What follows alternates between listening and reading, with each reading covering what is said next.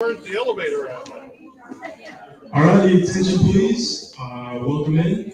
Just wanted to give everybody a 1 minute warning. We're about to get started here. Everybody will take their seats, and we'll get started here in 1 minute. 1 minute.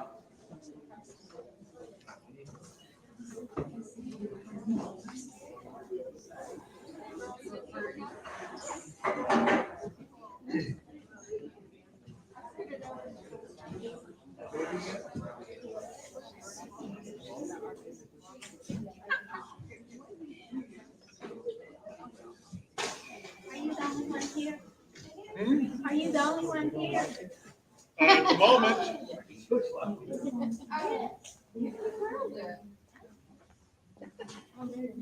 up, folks. Let's No, get it's it. not gonna happen. Cool. Everybody wants to sit in the back.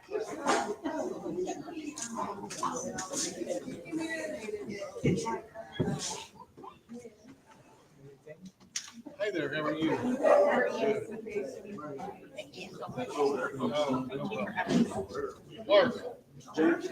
going?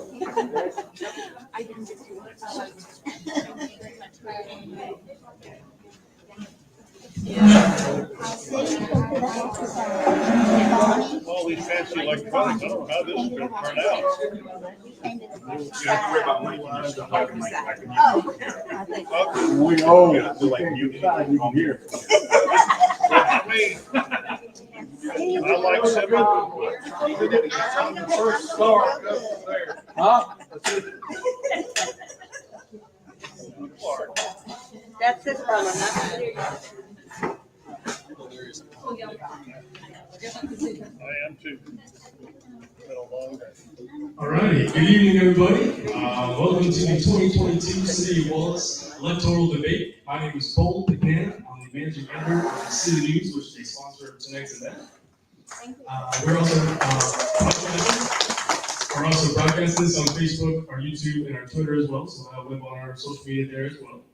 So I'd like to welcome everybody in and encourage you to pick up a copy of this week's paper as well. We'll have an awesome county voter guide ahead of the election. So with that, I will introduce you to tonight's moderator, two-time Emmy Award winner in TV and film, Mr. Bernie Garland. You guys want me to stand or can I sit? All right, first I want to thank Cole and City News on behalf of the candidates and the citizens of Wallace. We'd like to thank them for sponsoring this event and sending it out live for the people who can't be here tonight. As your moderator this evening, my job is to remain unbiased and keep things on track and flowing for the debate process. We want all candidates to receive equal time to respond to the questions posed to each of them. We also want the citizens to have time to ask their own questions during the last portion of this debate. So a timer, which is over here, will be used. And when the countdown reaches 0, a bell will chime, and that will be their time. Candidates will be allowed to finish their sentence or thought, but if they start a new sentence, a bell will chime again, and their mic will be muted as their time is up. As you may notice, some candidates are not with us this evening. We have half the candidates that were invited. Invitations were officially sent out weeks ago by Civic News to each candidate.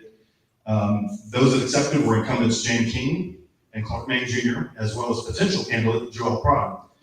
Those that declined the invitation and opportunity to speak to their constituents were incumbent councilman and Mayor Pro Tem Daniel Martinez and potential candidates Daniel Dromber and Adam Kroll, who chose not to participate, thus preventing citizens from interacting with and hearing their position and stance on topics that are critical to Wallace's immediate future.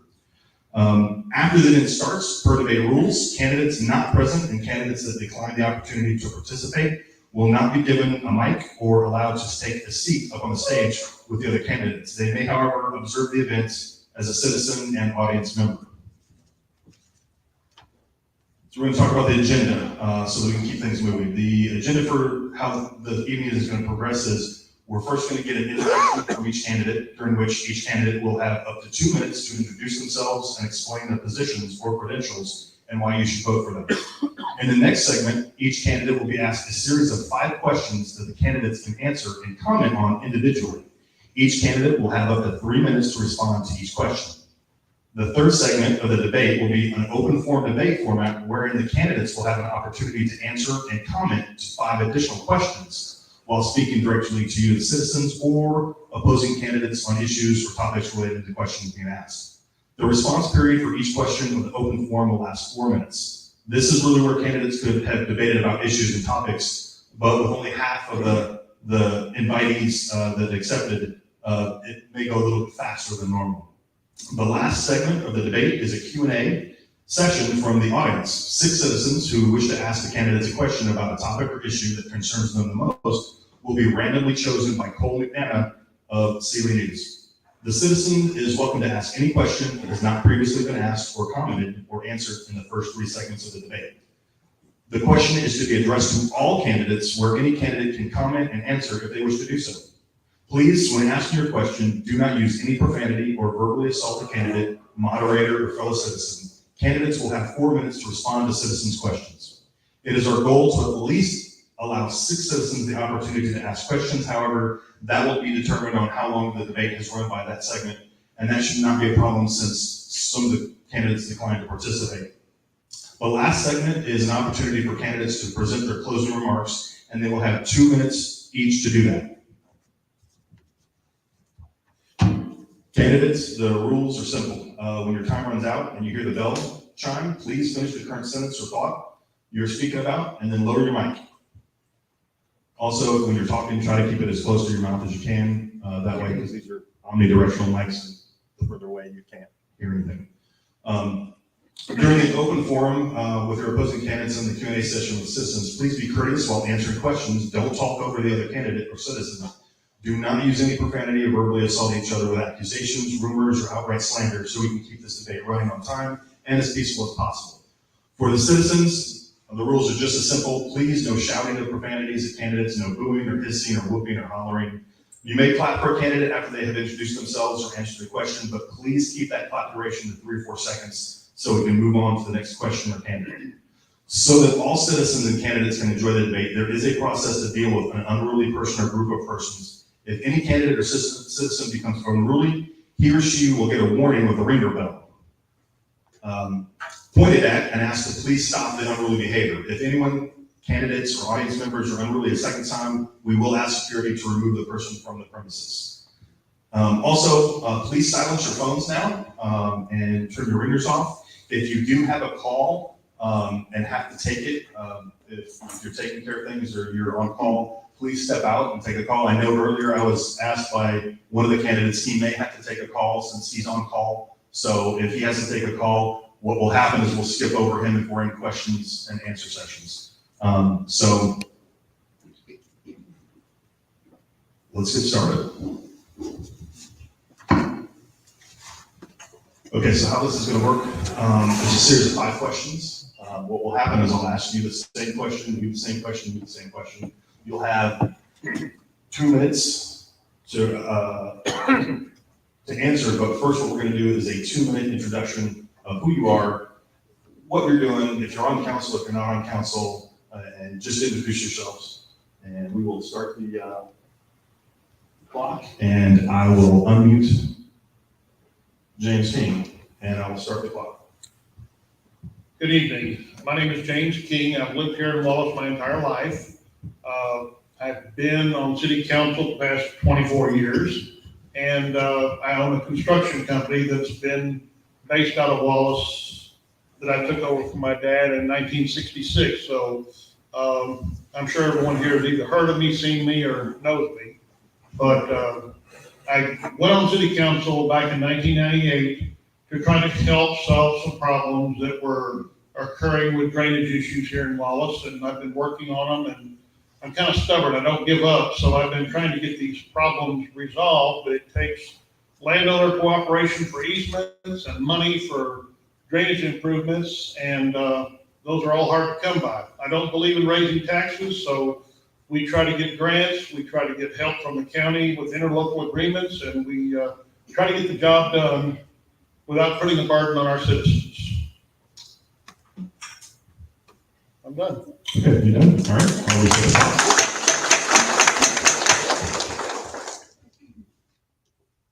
Mr. Clark Main, I'll start the clock and give us an introduction, please.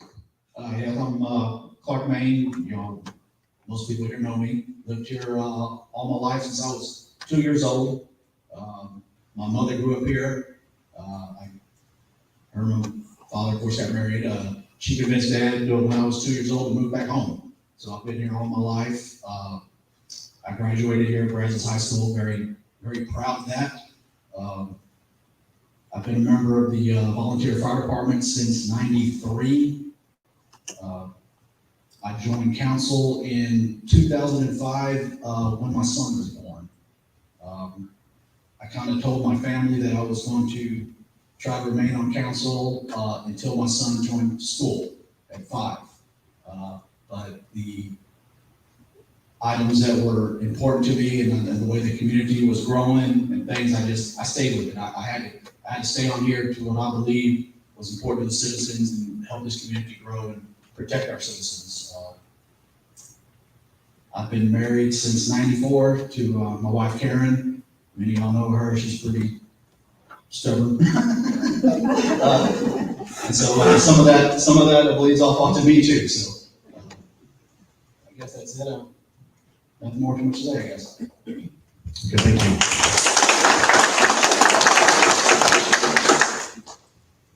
Mrs. Prado, tell us about yourself. Hi, my name is Joelle Prado, and I have not had the fortune of growing up here my whole life. My husband has Brian Prado. I did get to graduate from Brazos, which is an honor of mine. I have 2 amazing boys who are in high school, and they are my world. Part of the reason why I choose to join City Council is to make sure that we have a place to call home. And it's not for me and my husband, it's for my children. I want to make sure that they have a desire to come back to this town and to raise their family here. Part of what I want to do in City Council and what I feel like my strengths are is to have compromise. Not everything is always going to be wonderful. It's not going to be great. There are going to be things that you agree with or I disagree with, but compromise is the biggest part of it.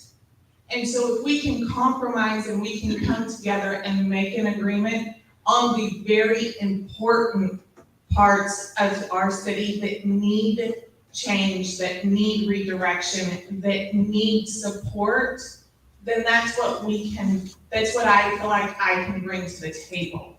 The other thing that I want to bring to the table is to look for the future and to look at how to grow this town and not focus on the past.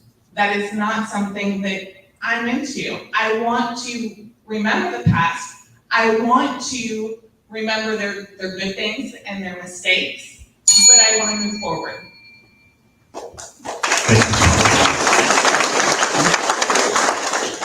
So we're going to move on. We're going to move on to. You muted myself. We're going to move on to the second set of session, which is individual questions. I'm going to reprogram the clock quick for this.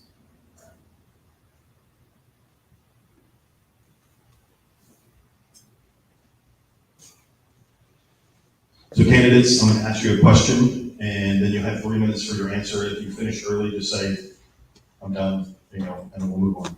So the first question, and it's kind of a little unfair because you guys will be able to, hear the question and hear his answer. And one thing I do want to let everybody know is the candidates have not been given a copy of the questions or the agenda, so all of them are evenly in the dark for where these questions came from and how they, so they would be prepared.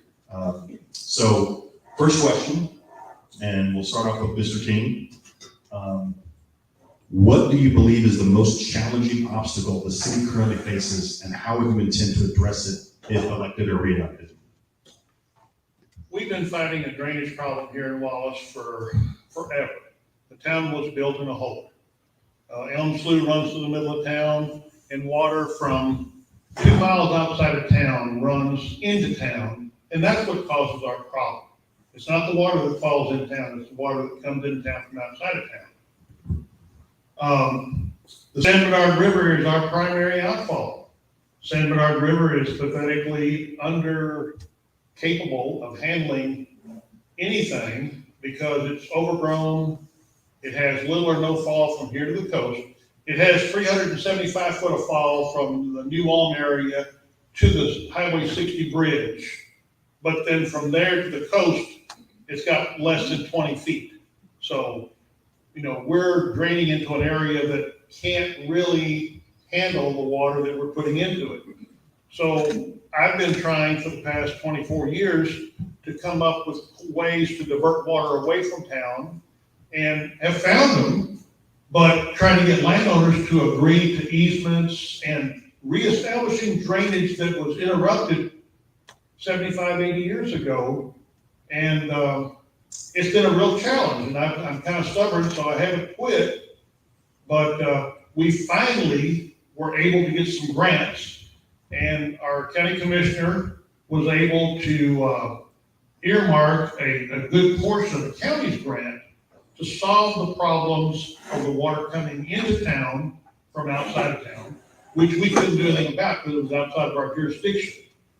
But I've been working with the county commissioners for years trying to get these things resolved, but they didn't have the means, the money, the landowners' cooperation or anything else, so we were stalemated. I got the Brazos River Authority to finally agree to some changes to reestablish a flow to Allen's Creek that was blocked off in the 1930s. And there have been challenges with getting easements from landowners to get that done, but drainage has been, there's nothing in the world worse than having an inch of water trying to come in your front door or more. And it's your home, it's your castle, it destroys and ruins everything.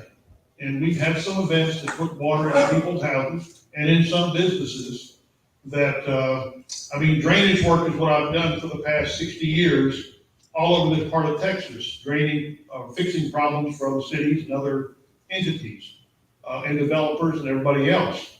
I felt I needed to do it for my community, so that's what my goal was, and I'm still working on it. And with this grant that we're in the middle of getting laid out, I think we're going to accomplish it. If we have approximately $50 million from the county to solve some of these problems. So I think finally, after all these years, we may be getting somewhere. That to me was the most important objective that I was trying to accomplish. And I put in thousands of hours of work trying to get that done. I'm done. Excellent. Thank you. Mr. Clark Bain, same question. What do you believe is the most challenging obstacle the city currently faces, and how would you intend to address it if elected or re-elected? That would be really truly, it's a multifaceted answer, but it kind of leads into one. I'd be remiss if I didn't say it's not the streets. We all know it's the streets. We all gripe about the streets, so we drive on it every day. But the city really doesn't have the revenue to fix them as we want them. And that all leads into our tax base and our revenue that the city has coming in. We really don't have the tax base as of now. We don't have the sales tax coming in as of now. Hopefully there's some subdivisions that should be coming in pretty soon that will help expand our tax base and our sales tax revenue. That should help repair our streets. But we could pave our streets all in gold and not have the police force to protect us. So what good is golden streets if we can't protect our citizens? And the same thing is with our other city workers. As James alluded to, the drainage. One of the most important things that people forget about in today's day and age, we don't think about electricity until the power goes out. Then it's, holy moly, the lights are out. What are we going to do? The same thing, no one really thinks about water and sewer. So if we spend all of our money paving nice streets, and when you flush that toilet, things don't go bye-bye, what good is that street? We're going to go out on the street So, it's a challenge. Us on city council for the years have been struggling with what to do. Where are we going to get this extra revenue from? It's kind of hard because we're a small city. We have a very small tax base. But we all see we've all heard it. Houston's coming this way. We know it. We see it. Fulcher's knocking on our door. We've got these subdivisions coming in. With that knocking on our door, what comes with that growth? Crime is going to come. We know that. My opinion, we have one of the best police forces that this city has ever had, top notch in the county.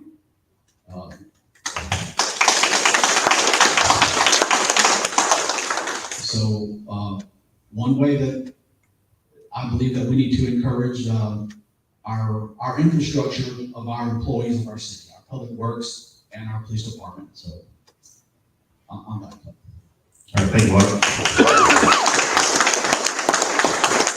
Mrs. Prado, the same thing. Let me reset the clock. What do you believe is the most challenging obstacle the city currently faces, and how would you intend to address it if elected or re-elected? So one of the most important things for me is the budget, and not in a manner in which some have stated. For me, it is the revenue. Like Mr. Maine said, revenue is what is going to give back to the citizens. Revenue is going to be what paves the roads. Revenue is going to be what helps the problems that we have. So let's look at the budget, and instead of cutting the fat, because there's no more fat to cut, let's build our revenue in this town. Let's look where we can bring in the money and not have it all in one basket.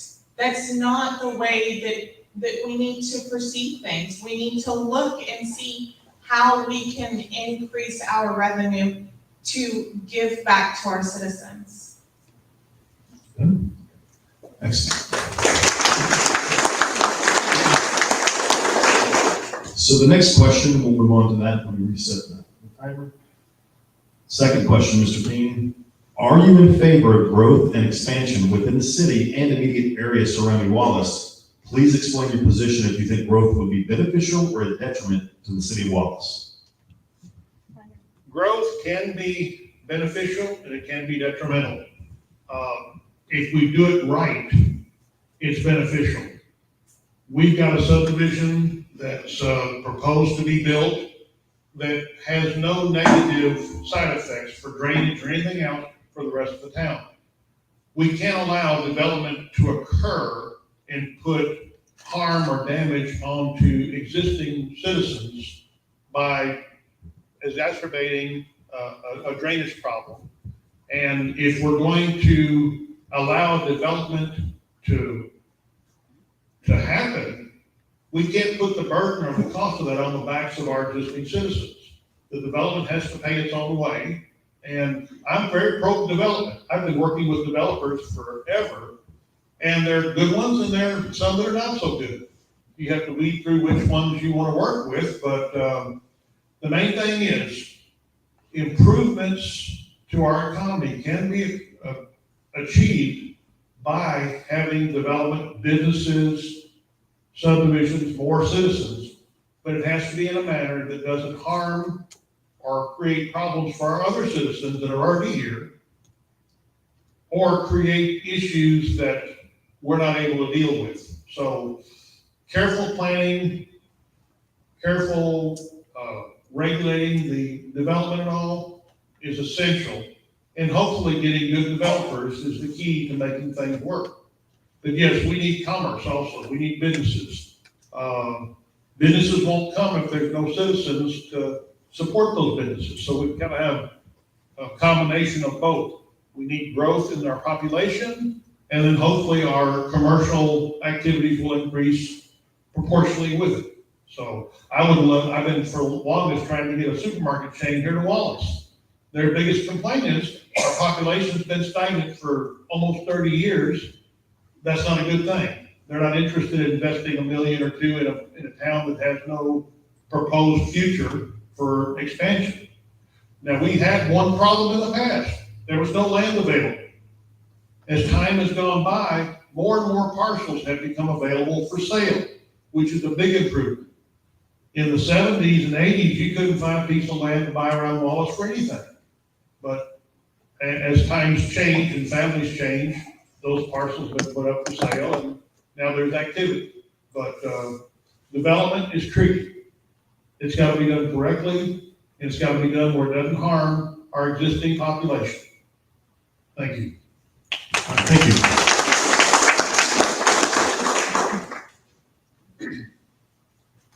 Mr. Clark, same question. Are you in favor of growth and expansion within the city and immediate areas surrounding Wallis? Please explain your position if you think growth would be beneficial or a detriment to the city of Wallis. Not to keep on saying like what James said, but it's a double-edged sword. We need the growth. We need the growth will bring in commercial, just like what James alluded to. But it's a double-edged sword, like I stated a while ago. The growth comes what comes with that. Crime and things come with it. So it's like James said, you got to balance it, and you can't just say, okay, come here, let's grow. You got to manage the way it grows and look at it. So I believe right now the city has, we have like James that deals with developers constantly and so forth. We have a very committed EDC in our community that has been pretty instrumental in helping some of this growth potentially come.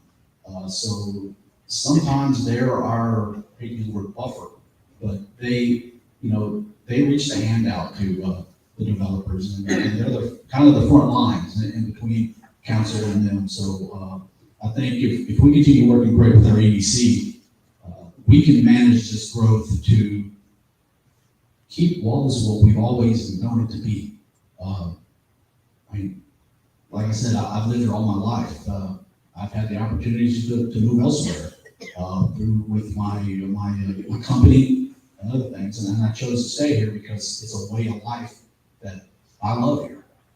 So if we can continue on giving our citizens this way of life that we know, I'm all for it. So, thank you. Thank you.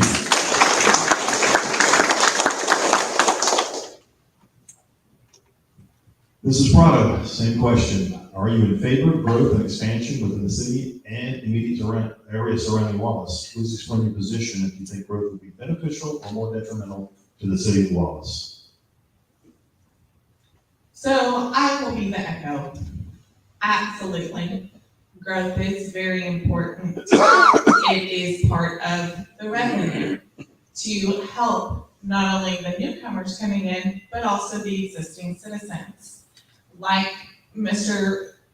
Clark said and Mr. James, it has to be done appropriately. It has to be done with you guys in mind and not putting the burden on y'all.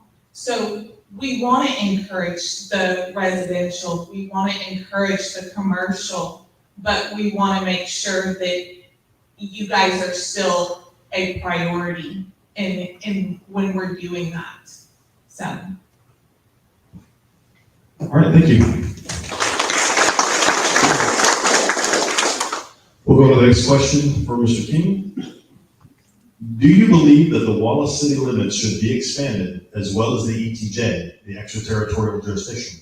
If yes or no, please explain why. Well, you can't have growth and development without expanding the city. And the city limits are the territorial boundaries which the city has jurisdiction over. We do maintain jurisdiction over our ETJ. At one time, it was a choice the city made to secede that to the county or keep it. We kept it because we wanted to get development that was concurrent to the city, at least for the benefit of the city more so than anyone else, because we're at the tail end of the county. They're not as concerned about our perimeter as we are. But we can't annex property. We can only be petitioned by landowners to annex them into the city limits. Once we exceed a 5,000 population, that changes. But until then, we can't do any annexations without the landowner petitioning us to take them in. Yes, I'm in favor of expanding the city limits within reason. We have to be able to service those areas that we take in. And when there's a development being contemplated and all, annexation probably makes a lot of sense. So yes, I'm in favor of it when it makes sense. Okay, thank you.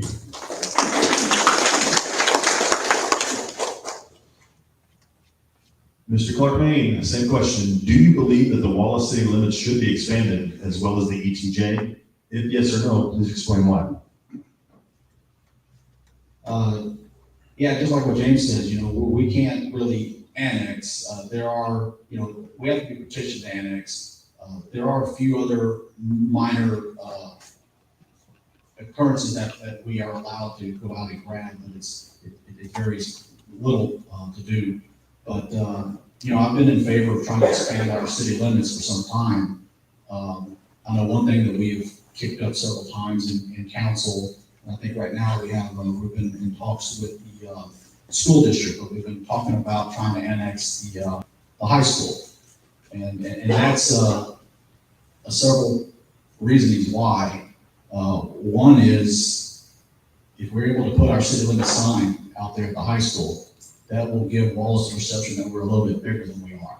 Maybe some executive for Burger King or something might be driving through saying, well, this town's a little bit bigger than it was last time I came through. I don't know. You know, I'm hoping.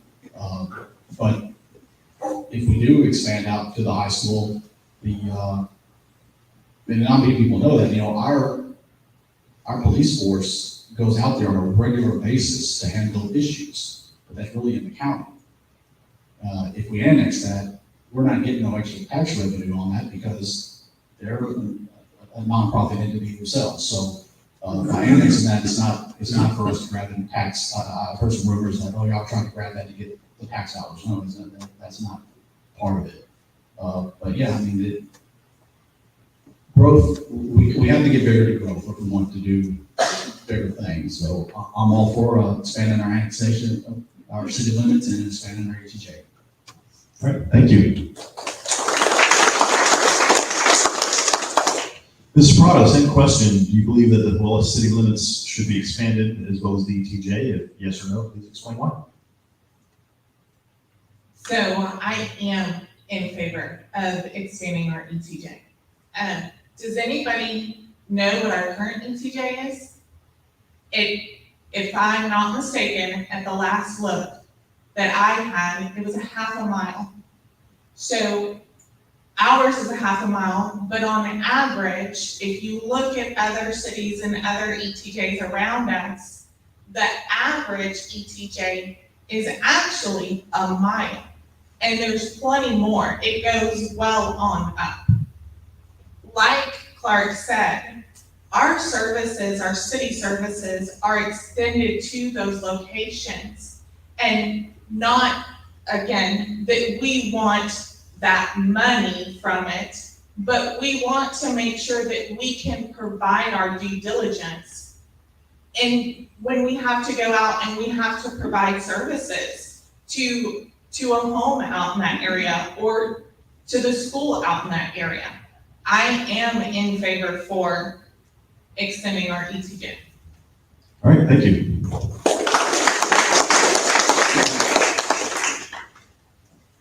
The next question is a little bit larger. Bernie, I'm Yes. sorry. Start with Joelle next time, so you know, fresh. She gets the fresh question. Rotate it around. Rotate it Good idea, you wanna do it? Okay. Yeah. So we'll go in reverse.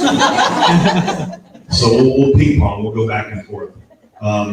Regarding Wallis's police department, where we have a police chief, an investigator, a victims liaison, a lieutenant, and 3 officers on staff that patrol and respond to calls, are you in favor of increasing, reducing, or maintaining the current status of the police department, and why? I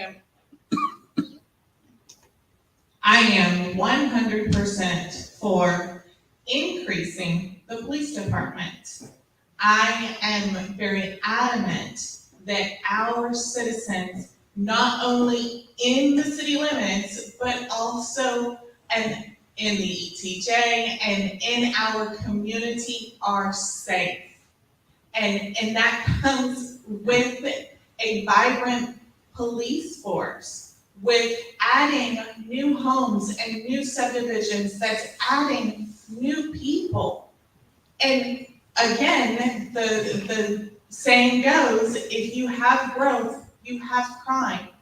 I don't want the citizens of my town to feel jeopardized. I don't want them to feel unsafe. Absolutely, 100% for it.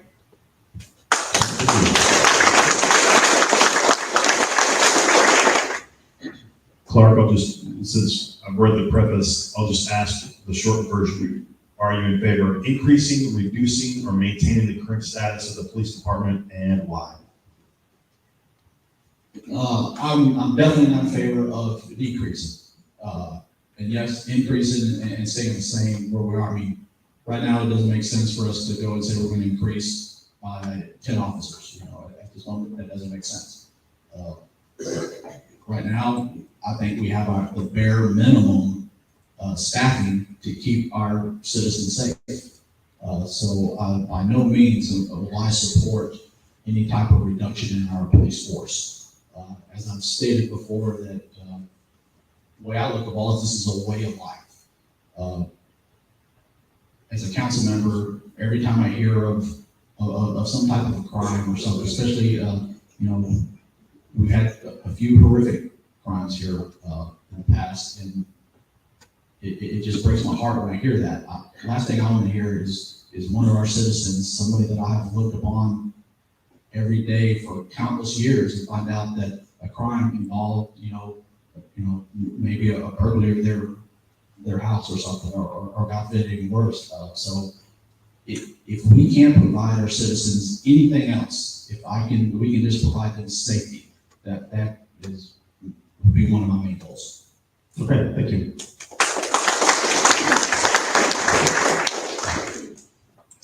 Same question, Mr. King.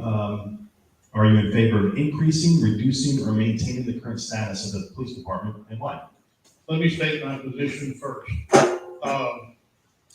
Preventing crime is the first and foremost job of our community's police force. And the only way you can prevent crime is by presence. The bad guys have got to see the cops driving through the neighborhood at unpredictable hours. It's impossible to solve a crime and correct a wrong. But if you can prevent a crime, you've hit a home run. And our police presence is barely minimum, is barely enough. We're not in a position budget-wise to expand our police force, but we're definitely not in a position to reduce it. But as we can, that presence is what keeps our community safe. Criminals are driving around and we don't even know it. And when they see that there's easy pickings, there's no one watching, that's when crime strikes. These officers patrolling the neighborhoods, driving through town, doing different things, yeah, they speed the traffic down that comes flying through town at 5 a.m. That's definitely. When you can't get off to 36 from a side street, that's pretty bad because the trucks and other vehicles are driving 60 miles an hour through town. Tax stop won't give us a red light. So our only hope is to keep a presence of our police force on the highway and in our neighborhoods. And sometimes these traffic stops yield a felon that's being sought after. So, I mean, it's a win-win situation. Yeah, Wallis has had a reputation of being a speed trap. I don't buy that. I've seen speed traps. Wallis is not one. Wallis is trying to keep our roads safe for our citizens and the traveling public also. But our key thing is the bad guys are out there. And the only thing to deter them is when they see an officer or a patrol car, they don't want to get caught. So they're going to go somewhere else where there is no presence. So we need to keep our presence with our police force. And when the time is right, as growth occurs, we need to expand it, but definitely not reduce it. Okay, thank you. This will be the last question for this section, and since we're ping-ponging, it's back to you, Mr. King. So we're gonna need to, Let's start. Let's start, go first. getting me out of order, we're gonna do King. So, general question, it has to do with city services. Which of the city services should take priority above all others? Why and how would you intend to keep them functioning properly? We have to provide clean, safe drinking water for our citizens. We took on that responsibility in 1973 when we took over the water district that was formed in 1957. And a lot of our water lines were laid between 1957 and 1962, which makes them quite old and in dire need of replacement in some instances. We don't want to raise taxes on our citizens, but yet we want to keep clean drinking water. We're constantly applying for grants, and one of the conditions for our grants are that our water rates that we charge for water have to be in line with surrounding cities. Because if you're not doing your part to pay your own way, these grants are not going to give you money to improve your water system. Secondly, sanitary sewage disposal is a must. When you can't flush your commode or the manhole in your front yard's backing up or something, that is not a good situation. Those two are utmost importance because of our health issues of the citizens. Public safety, right in there with it. You can dodge a pothole, but if you get sick drinking your water, that's a whole different issue. And just like we talked about drainage, water coming in your front door is a whole lot more serious than, I can only do 20 miles an hour on the street because it's a little bit rough. It's not a bad situation unless your house is in jeopardy. Then it becomes a bad situation. All right, thank you. I'll give you the last word. I'm going to go ahead and go to her. So, second question, which of the city services should take priority above all others? Why and how would you intend to keep them functioning properly? So I will agree with Mr. James. The water and sewer are most important because it has to do with the health and safety of our citizens.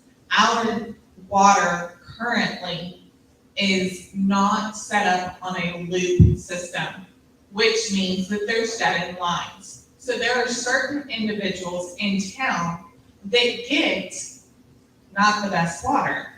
And we need to fix that. We need to make sure that everyone is getting adequate water. They have adequate sewage abilities, and it goes away because, again, like they're stating, to have it come back, that's bad. Good. Okay, great. Clark, same question. Which city service should take priority above all others, and why and how would you intend to keep them functioning properly? That's like asking, what's your favorite kid?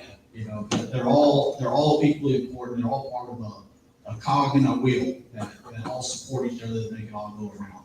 But yes, of course, it is the water and sewer. We've all sat through these times of this pandemic. I never thought I'd see anything like that. Last thing we want is all of a sudden all our citizens are getting sick because of some weird bacteria that's in our water or something like that. So that is that is one of the most important parts. But to say that, I like this child over that child, it's hard to say that. All of our departments, all of our employees are very key cogs to get the machine going. Without one of them, this whole town stalls. It makes the word say crumbles, but it doesn't move like it should. So. All right, thank you. Round of applause. So this next session is open forum. I want to let you guys know you can talk amongst yourselves. There'll be 4 minutes on the clock. So you guys can talk amongst yourselves, talk to the audience. You're not allowed to participate back, to them. they're going to discuss this and what they think about these questions in the next session. So let me reprogram for 4 minutes. Bernie, before you do that, Yes, sir. I want to make a public service announcement. I'm not sure we can do that, but Well, it's in line with what we're dealing with here. Flushable wipes are not flushable. They're causing our city a lot of problems. Just so you know, advertising isn't always accurate. Amen. he was talking about flushable wipes. Yeah, don't flush those down the toilet. So this is session 3. All of your mics are going to be operational and on, and any of you can chime in. Please be respectful to each other. And you know, if it's a healthy debate, great. Just keep in mind your P's and Q's will be courteous towards each other. So I'm going to unmute you. So the first question in open forum is the police department and the Wallis courthouse by state regulation are supposed to be in separate buildings. The city of Wallis has been out of state compliance and regulation for many years and has received waivers year after year where it's supposed to be in the process of separating the buildings or, you know, building the building. What are your thoughts and what would your plan of action be for separating these 2 departments into 2 separate buildings if elected or re-elected? This is a problem, but it's not the most earth-shattering problem we face. The police department does need a better facility. It needs to be separate from the municipal court.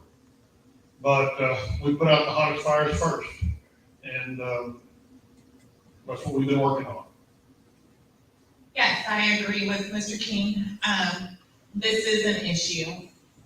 Unfortunately, it is a state requirement, so I do feel like it is something that does need attention. We do need to do research on it to figure out the best way to get a resolution for it. But again, you know, it is not one of our biggest problems. But I would encourage city council to do the research on it. Yeah, I mean, we've had discussions in council. I've had discussions with Police Chief Mosley about it. I believe, Chief, you correct me, I think we have looked at some potential grants. They're not really out there, but we have looked, we've entertained that, and there's avenues that we could probably look at more. As James stated, it's not the most pressing thing. Sometimes out of sight, out of mind.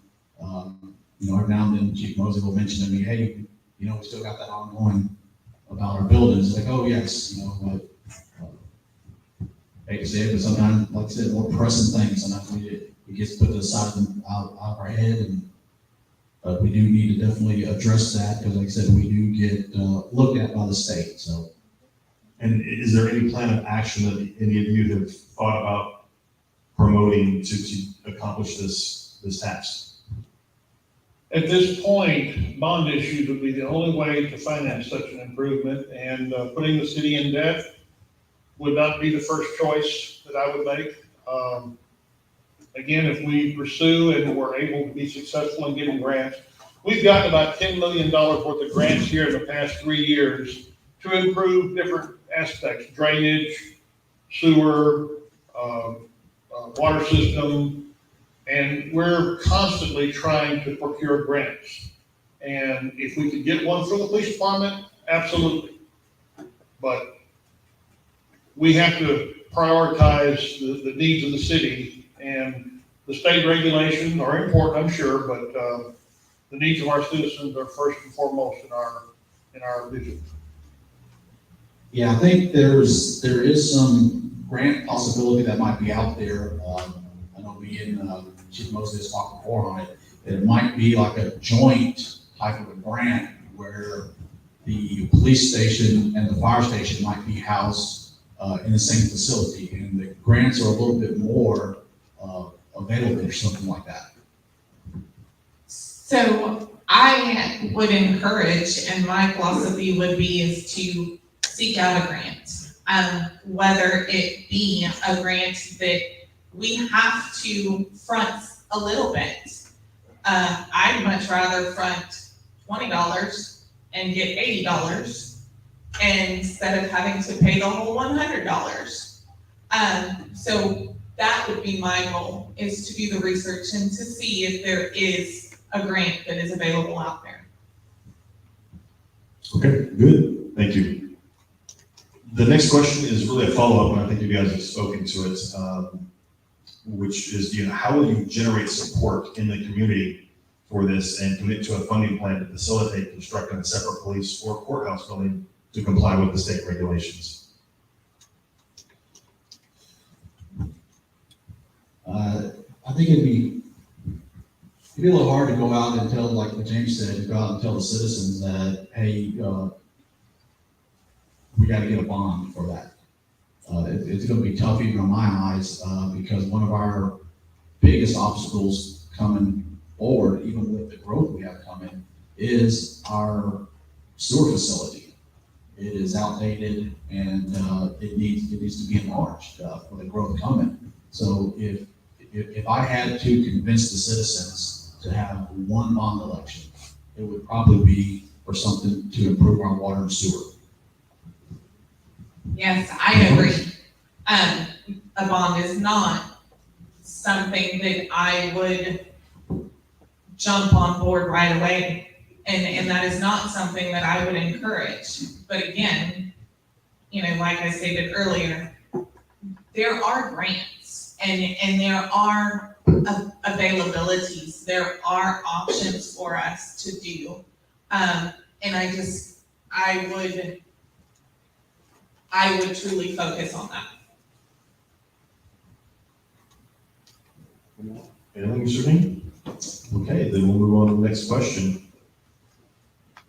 So the next question is, how would you improve and streamline ordinances such as the city utilities or the building permit ordinances, then enforce the processes for those ordinances to promote growth, expedite improvements, and reduce the dated and blemished look of the downtown area?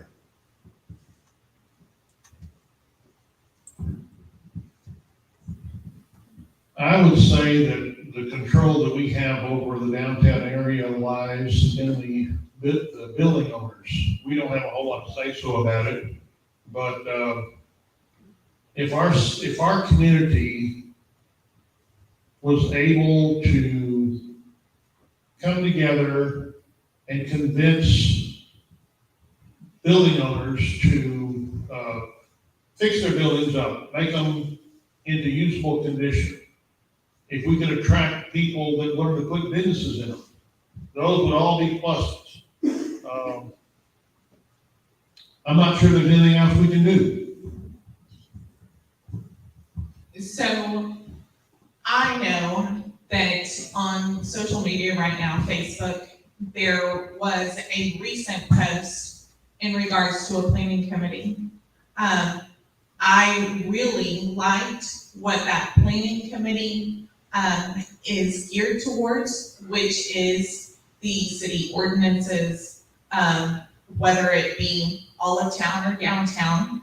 And I think that would be a really good opportunity to encourage that committee and to allow them the opportunity to really focus on what needs to take place in this town. One of the things that, again, in social media that I have seen is the fine for a vehicle. Well, if an individual resident is going to get fined for a vehicle, then the downtown buildings need to be fined for having plywood in their windows.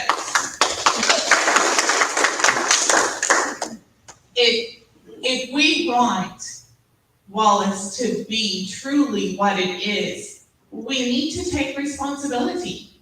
We need to, and this is not just for you guys. I'm speaking to myself, right? I need to maintain my front yard. I need to maintain and make sure that my house is pressure washed. I need to give it that extra glow. And if you take pride in something, that's what you'll want to do. So you take pride in your town and in your community. Yeah, I'll do a little bit on that is, with our ordinances, a lot of, historically, our ordinances have come from complaints. You know, it says on a complaint, I don't like green vehicles, so maybe we're gonna write an ordinance, no more green vehicles, you know, something crazy like that. But as I stated a while ago about, you know, I've always believed about Wallis is such a small community. And, you know, the old saying, it takes a village to raise a child. It's the same thing, even with our ordinances. Sometimes it frustrates me when we have the complaint, like I said, about a green car. Well, that's one individual's preference and trying to impose that preference on the whole city. And that irritates me a little bit, where this planning committee we have, now we have the opportunity, all of our citizens should be able to have a say so what the ordinances are, or should we have an ordinance for no green vehicle, or should it say this? It shouldn't just be one person and council as a whole saying, you can or can't do this. It should be the whole city giving us the feedback. I completely agree, and I understand that you do not want to favor a particular person or a group of people. You want to do it as a whole. And I am 100% in agreement with that. However, you want to make sure, you want to make sure that things are safe. There are no battery storage facilities in your backyard. Thank you. All right, next question. It's for all of you, so chime in when you feel it's time. Are you in favor of using PIDs, which are public improvement districts, and tiers, which are tax increment reinvestment zones, to add growth to our community? This is a yes or no question, so please answer and explain your position. If done properly in the right order, they can be beneficial. Developers are trying to make a buck as fast as they can. And we can't let that be the motivation for the city to undertake constraints on our revenues, and which these bids and tiers can do if they're not put together properly. So yes, they are good if they're done properly. So I have to be very honest with you guys. I have spent a little bit of time viewing city council meetings, sitting and doing a little bit of research and listening to the EDC meetings, but I barely know enough about the pits and turfs to truly make an educated decision. And in all honesty, my personal opinion is that I would lean on the experience of James King, because he does have that knowledge, he does have that expertise. And I know enough about pits and turfs to know that they can be beneficial if done correctly, but what is correctly is the problem that I need to do more research on. So again, I would look to my elders, I would look to the experts, sorry.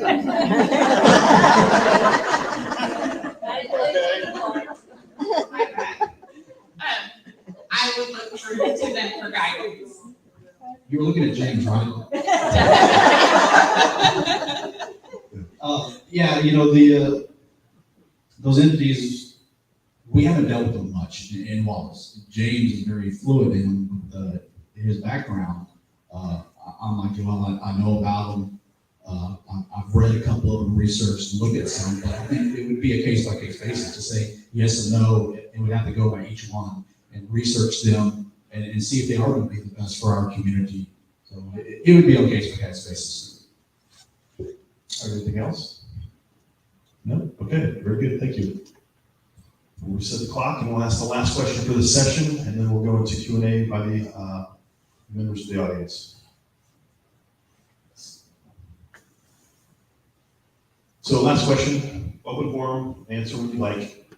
Are you willing to support the city of Wallis carrying a bond debt in order to secure improvement projects such as upgrading or replacing existing sewer and water infrastructure as well as roads? This is also a yes or no question, so candidates please answer yes or no, then state reasons for your answers.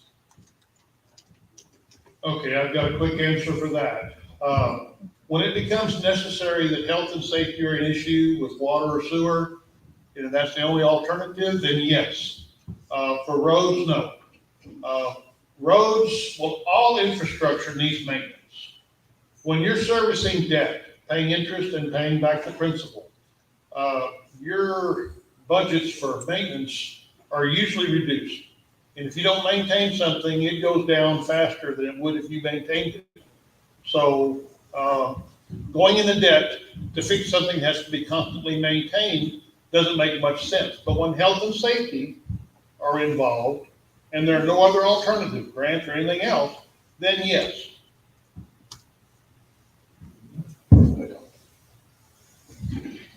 So, 100% agree with Mr. King. Health and safety is very important, and if that is absolute, then definitely. However, as far as the roads go, I honestly believe that is up to y'all. It needs to be presented to the citizens of Wallace. If you guys want to take on that bond, then you need to be able to have that voice and agree to it. If not, that's okay too, and we can work on some other avenue. Yeah, I agree with Joel. I've had this conversation with a former councilman.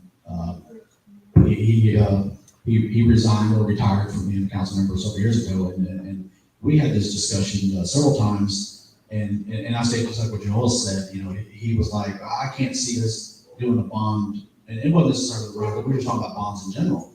And I said, yes, but all council would be doing is presenting a bond to the citizens. The citizens are saying yes or no.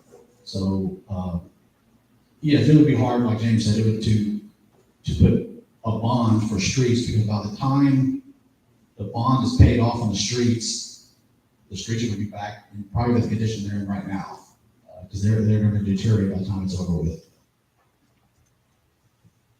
Any other comments?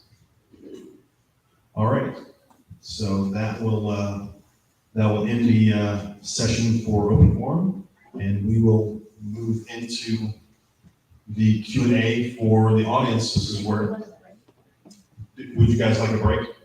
Yes. We're ahead of time since we're 3 candidates short. So, okay, so we'll take a 5-minute break for refreshments and bathroom break, and then we'll come back to it. Thank you.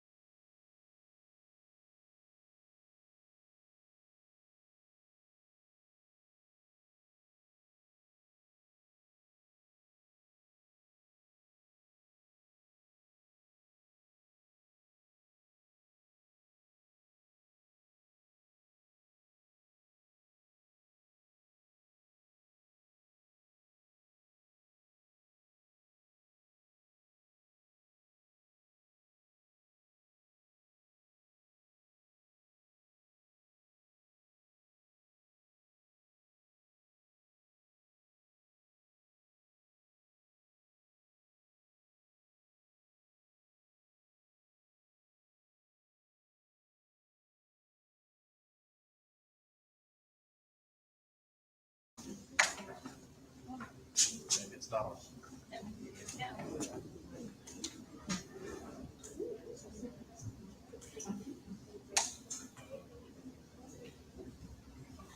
Contact.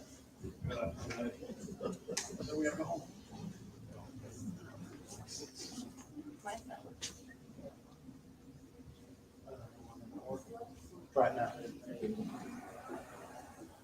Right now. Good, right now. Okay, so we're gonna get started again. This is the Q&A session where you, the citizens, can ask questions. What we will want to remind you about is not to ask the same question that we've already asked. If you can kind of remember what we've covered so far. If you have any other topics or issues that you'd like to ask the potential candidates and the council members that are incumbents, this will be your opportunity. So we have Cole McNana with Sealy News, we have Alice with EDC, and we have Martin with EDC. So between all three of them, they can get a microphone to you. This is your opportunity to ask questions to current council members and potential candidates that you can vote for. So with that, we will get started. And when you ask the question, I'll start the clock at 4 minutes. Any of them can answer the question, but you can still direct towards one person. But it's still an open type of forum session where when you ask a question, any of them can answer. So anybody have any questions for the candidates that are here? Have one in the back. I'm gonna go ahead and start the clock.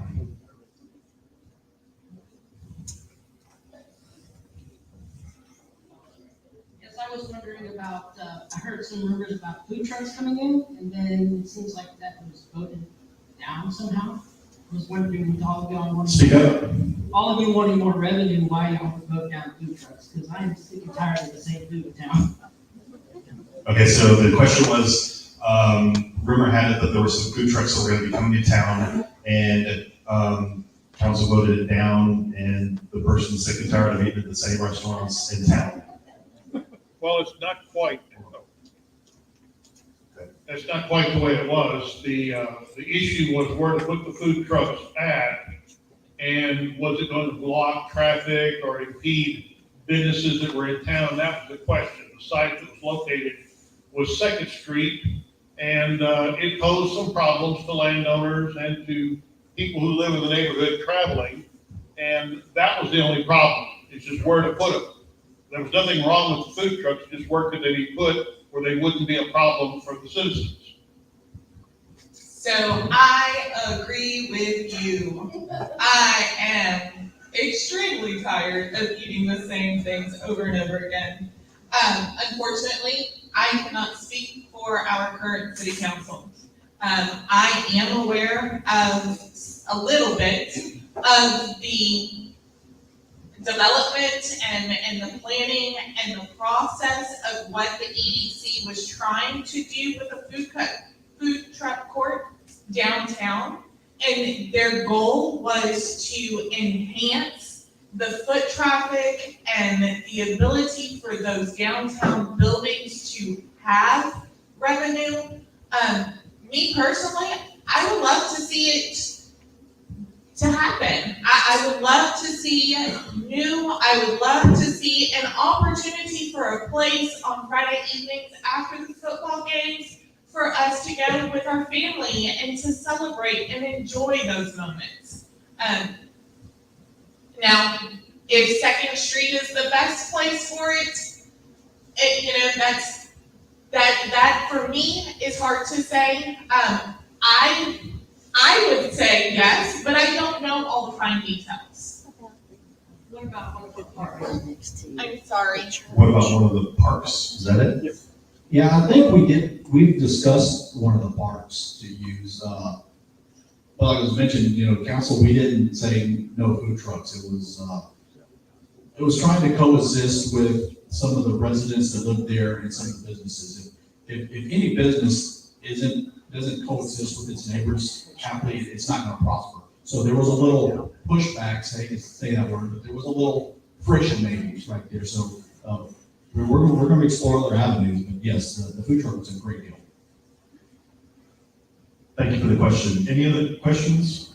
We need questions. Okay, we got somebody right here.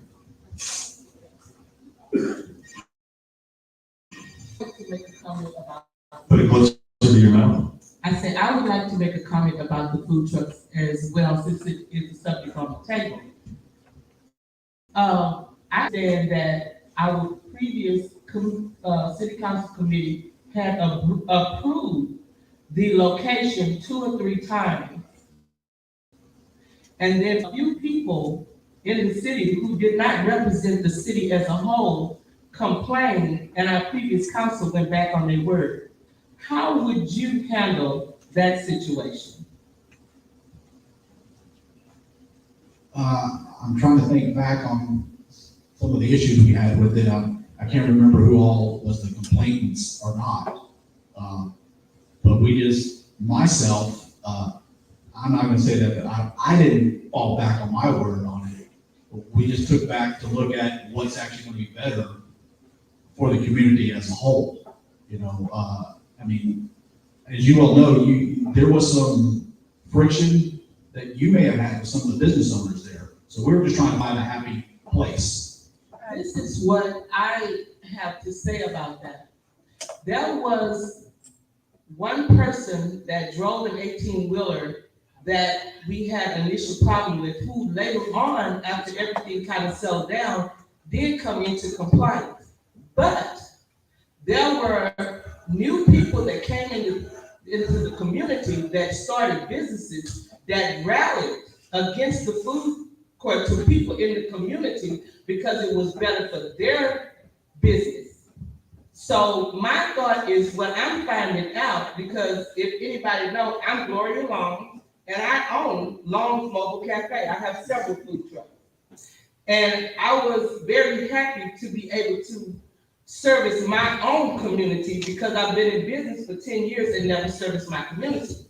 But my thought on this is that people who rallied against us were people that were outsiders.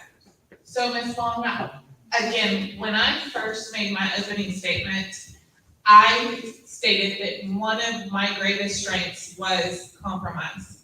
Okay, and I can see your frustration.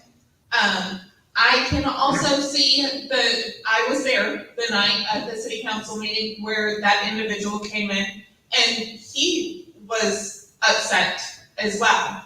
I see where you're coming from, and I understand.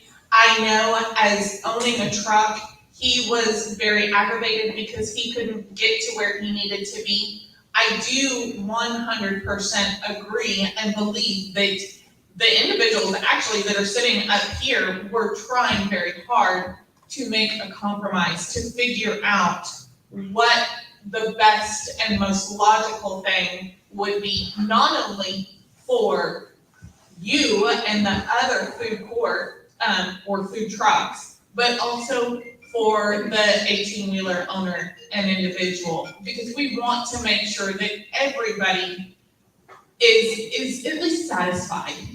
Unfortunately, Parking illegally. The city ordinance, he was not supposed to park.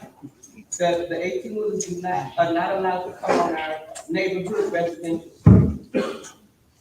But he had been, it had been overlooked by our city for many years. And I understand your frustration.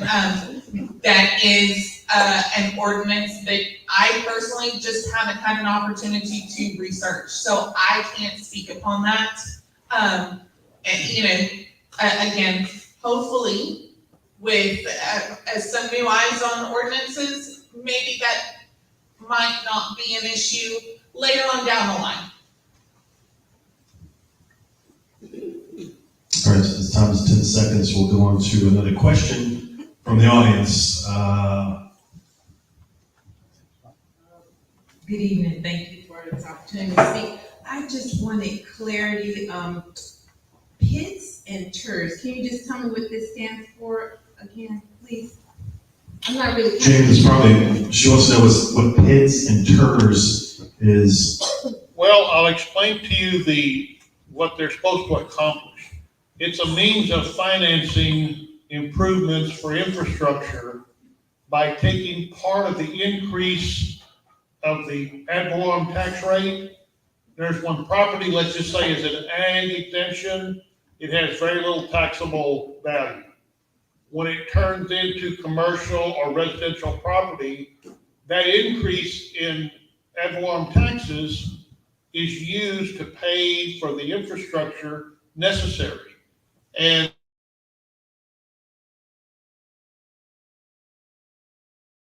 a fee to the homeowners in a developed area to help pay for the infrastructure. It's kind of like an extra tax, almost like a mud district, but it's not. And these are just forms of financing infrastructure improvements, streets, drainage, sewer. When Sugarland first started to grow back in '73, it was a very, very small bedroom community. And the developer that wanted to build First Colony had these grandiose plans, and the city father just said, wow, we can't expand our facilities for it. So the developer took it upon himself to actually come up with ways to fund those developments. And eventually, once they were paid for, they belonged to the city. So this has been developing over the past 50 years, these development financing mechanisms. And they keep changing, but the PIDs and the tiers are the current thing. Mud districts are a little bit old now, so anyway, that's the best explanation I can give. Okay, PID is Property Investment District. TERS is Tax Incremental Reinvestment Zone. Also, I'm gonna throw in here that the PID is only done, that assessment is only on the homes in that new development. It is not assessed on any existing citizen that is outside that particular new development. I don't want concern over people thinking they're gonna get a tax on this, they don't. Excellent, thank you. Any other questions from the audience? Sure, we got one right here. Right there. Where? I got one right here, sorry. Okay, we're gonna take this one and then we'll go straight to that one over there. Mrs. Prado had said that there were in the community some areas where the people were not getting the quality of water that they deserve. And I was just wondering if my house is in one of those. I apologize, unfortunately, I don't know where you live, so I can't answer that question specifically. Is there a map for that? Well, it's not necessarily the quality of water that you're getting, it's not meeting state regulations or anything like that. We have dead-end lines that are not in a loop. So some of it could be for the fire department. There may not be adequate water supply to sustain a firefight. Not to say that the fire department can't do the job needed. And so sometimes those lines do get a little stagnant. Some of those homes you may see, you're turning your water on, all of a sudden it's kind of brown. That's more or less what's going to happen. Not brown like chocolate milk. No brown. But it's not that the water is a bad drinking quality that you're going to get sick on, because we do regulate. We're testing our water daily here. Okay, we're gonna go over here to, In the past months, we have had some issues. I've been attending some of the council meetings, and one of them was getting rid of our police chief and our city secretary, our city attorney, the police department. And I just want to know what y'all's input is on that, and also the hiring of a city manager at the cost of around $60,000 a year. Gentleman that has been employed by the city of Sealy in Belleville and no longer works for the cities. And I would like to have your input on the hiring of the city manager. I am not in favor of the person you're talking about in any way, shape, form, or fashion. We've had city managers in years past, and on the 24 years that I've been on council, I think our city is being run in a fashion that's as efficient as it's ever been run when we have a city manager. If it's not broke, I don't believe in spending money to fix something. So the city manager is no. And if someone is not satisfied with the quality of work that a particular individual puts out, incentivization, trying to encourage the employee to do better is always a better solution than getting rid of them. There are no perfect employees. I've been an employer for 50 years. There is no such thing as a perfect employee. But you can help improve that employee's attitude, their entire outlook on everything, just by giving them an incentive. But when you're trying to run them off and hire somebody different, you de-incentivize these individuals and make matters worse. And when you hire someone new, you've got a year or more of a learning curve of a new person trying to figure out what's going on. Your best investment is to take care of the people you have. And as long as they're doing the best they can do, you can't say much more than that. Yeah, no, I'm agreeing to James. Not to say that this city will never need a city manager, and it may be closely down the road, who knows? At this moment, the individual that you spoke about, I was not in favor, and it's a moot point in my mind right now because he's not here. We didn't hire him, he's not here. But even at the cost of, it was an astonishing amount of money that was wanted to be paid for a city manager. Part-time city manager. Yeah, and that was money that could have been, that needs to be spent elsewhere in our city, invested into other avenues of our town. To pay that, I mean, we were probably gonna have to cut other employees, which, you know, that wasn't gonna happen. Joe? I completely agree with Mr. James and Mr. Clark, the individual that we are speaking of. Honestly, he had,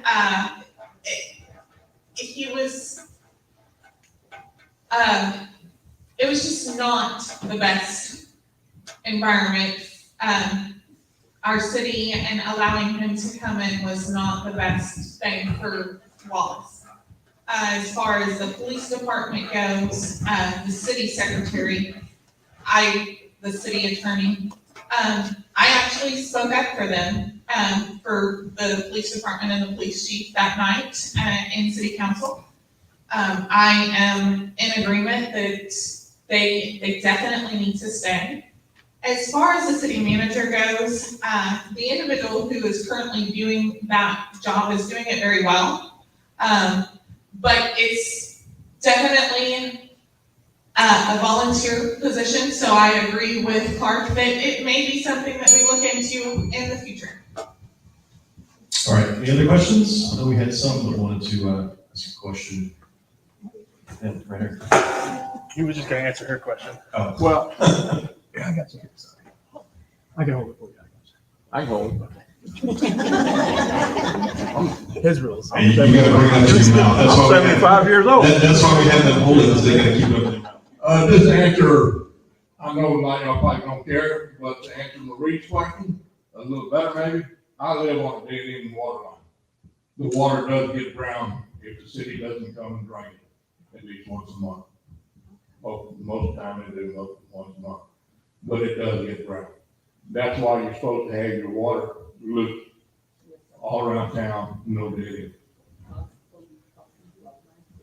The other thing is, I had some questions, but with the 3 empty seats, I don't have any more questions. Any questions over here in the back? Alex. So I've seen a few of the city council meetings that get very heated. And diversity on the council is a good thing.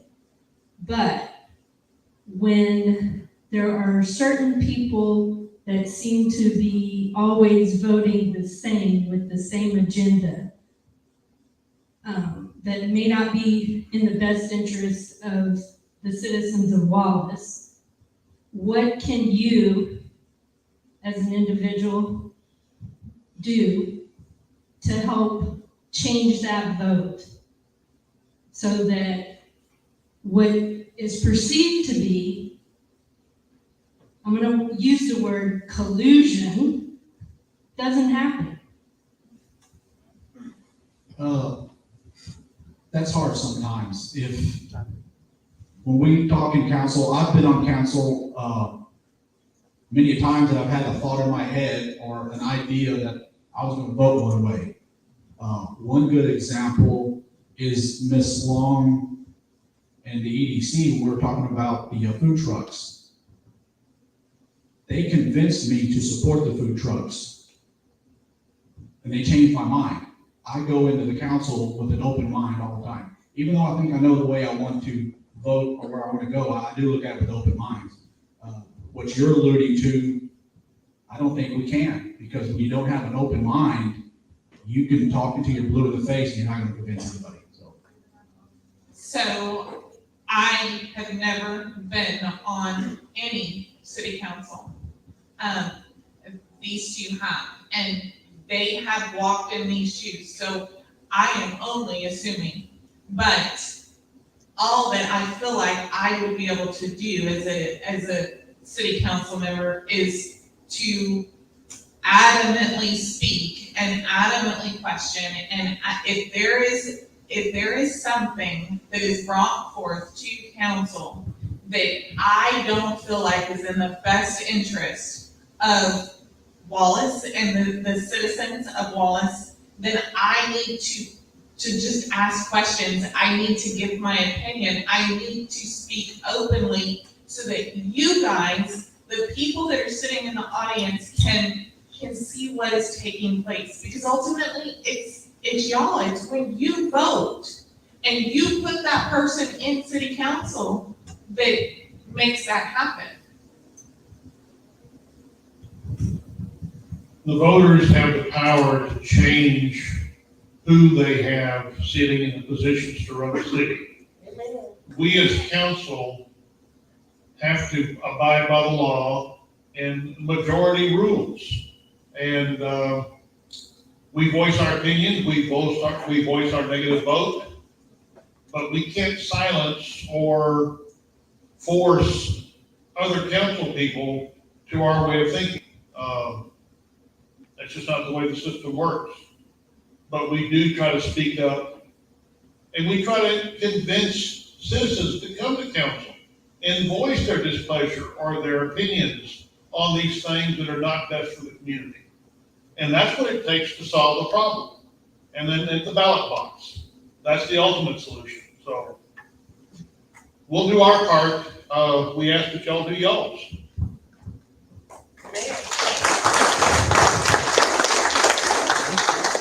All right, 2 more questions. Got time for 2 more questions.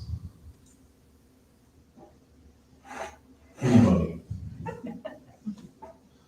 All right, so if we count to 3, if you have a question, 3, 2, 1. Okay, so what we're gonna do is we're gonna allow I got one right there.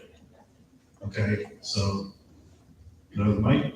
How do y'all feel about town hall meetings? Yeah, how do you feel about town hall meetings? You got one right now, right? Every council meeting gives citizens the opportunity to speak up and give their opinions at the beginning of the meetings. And the council needs to hear the citizens' opinions. We work for y'all. We're not here to do what we want. We're here to do what's best for y'all. But we have to hear it from y'all that y'all want something. Sometimes common sense dictates what we do, but it's better to hear it from the citizens. Yeah, some of the best council meetings, maybe you were best council meetings, but the most interactive and lively ones have been recently.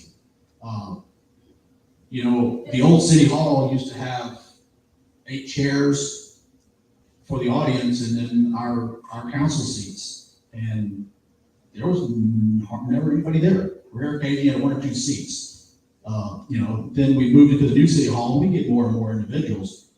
But the council meetings that we've been having lately, where they've been packed and they're standing room only, we're getting feedback from what y'all want. I can think what I think y'all want, but when y'all tell us, that's That's the best, and I love it. I love it when it's jammed up and y'all are asking them lively, and I like it.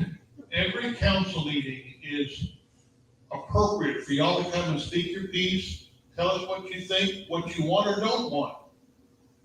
And y'all can make changes in the thought processes of some of the elected officials by your presence and the things you say. More than we can.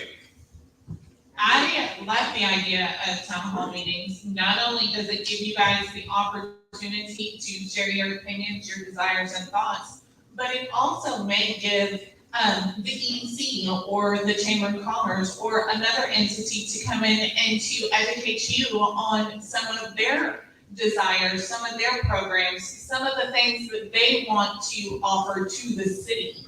And I think that that's very important. Knowledge is key, and if you guys have the knowledge and have all of the actual factual information, then you guys will make informed decisions that works best for y'all. Okay, thank you. We're gonna do 2 more questions.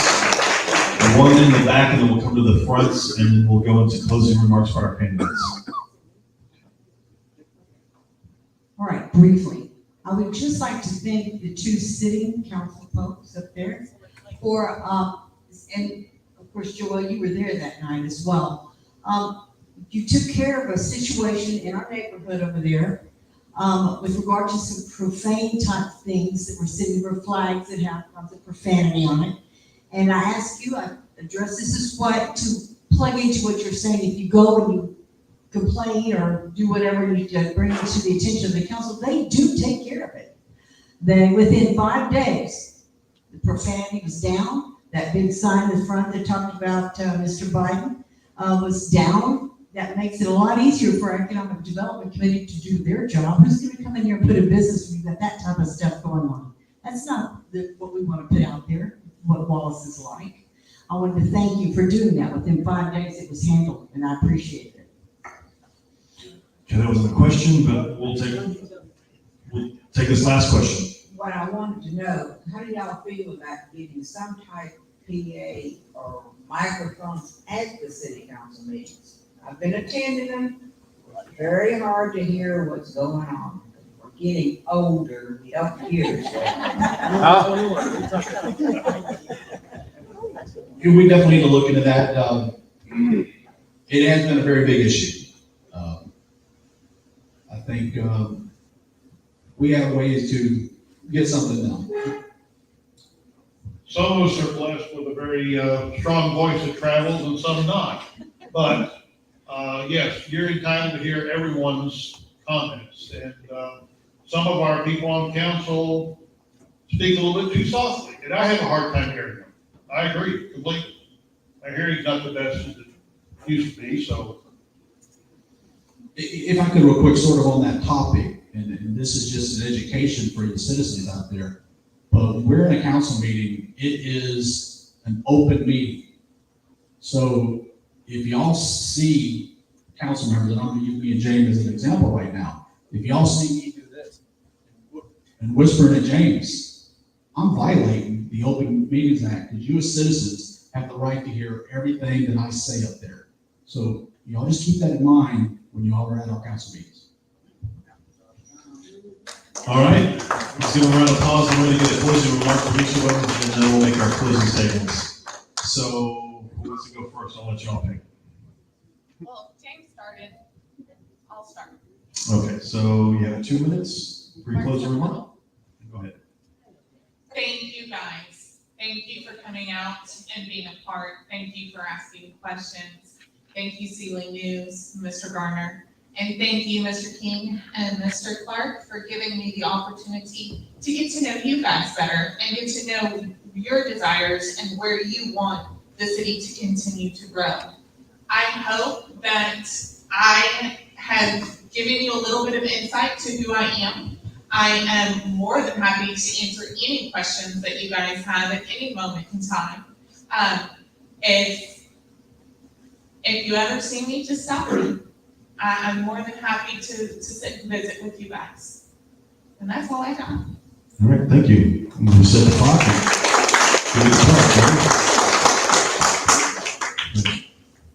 Yeah, I just want to thank y'all for allowing me for the last several years to be your councilman. And trust me with making decisions for y'all. I also would like to thank y'all as I keep saying that this is a community and a way of life. I'm looking out and I'm seeing faces that I've known all my life. I'm seeing people that in a way helped raise me. So thank y'all for making this town something that I grew up in and I still want to be here. So I want to thank y'all for that. The other thing is, if y'all gonna vote for me, y'all gonna vote for me. I'm not gonna sit here right now and dazzle y'all with BS. So right now, I'm not gonna ask y'all to vote for me. What I will ask y'all is to vote for Joel and vote for James. All right, thank you. Mr. King, your closing remarks, please. The one thing I would like to say is, the only reason I went on council was to be a benefit and a help to my community. And I have to sometimes bite my tongue because personally I want to say something that would probably be a little bit inappropriate because it's the way I feel. But I have to ignore my personal feelings because my charge is to do what's best for the community. And working with other elected officials requires sometimes that you have to bite your tongue and not say what you really feel, but, try to make a change. But my only goal is to be of benefit to the community that I've grown up in. And my plate is plenty full. I don't need any extra work, but I feel obligated to help the community in any way I can. And I do offer a little bit of an expertise that's unusual in most situations. And that's the only reason I'm on council. And when y'all decide that it's been too long, that's y'all's choice. But as long as I'm on council, I'm gonna do the best I can to make decisions that are best for the community as a whole. Thank you. Thank you. On behalf of the city news and candidates, thank you for coming out this evening. And remember, of the 6 candidates running in this election, even though there were only 3 present this evening, you as voters have the power to choose 3 of those 6. It's one of the most precious rights we have, no matter how you vote. Get out there and make your vote count. Thank you again and good night. And come to City